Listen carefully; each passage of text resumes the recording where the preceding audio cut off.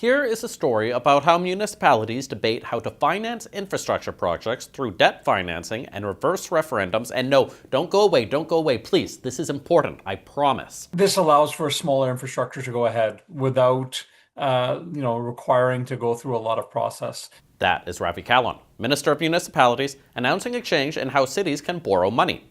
Right now, municipalities can't run yearly deficits. So what happens when you want to build new projects or upgrade current facilities without waiting for potentially decades to build up your reserves? Right now, for virtually any project, the province requires public approval. You can do that through a referendum, but in most municipalities, they decide to do an AAP, an alternative approvals process. Basically, if a municipality wants to do debt financing for a project, they put the question to the public, and if it gets less than 10% of electors filling out a form to voice their opposition, then it's given the green light. But if it's more than 10%, it's not allowed to happen.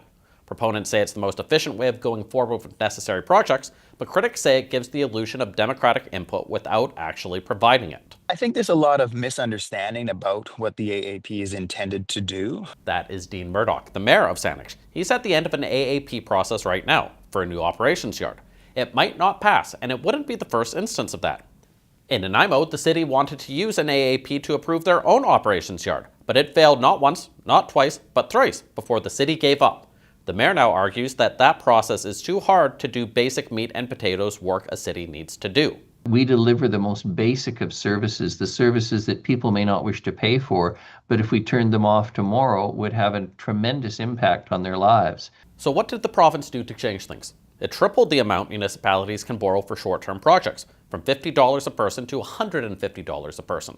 And for bigger projects, they can now borrow against 10% of their yearly revenue instead of 5%. It's a big change, but it might not be enough to change projects as big as Saanich or Nanaimo's operation yards. It's an aspect of modernization that's been awaited for a very long time. So kudos to the government, but like Oliver Twist said, please, sir, we want some more.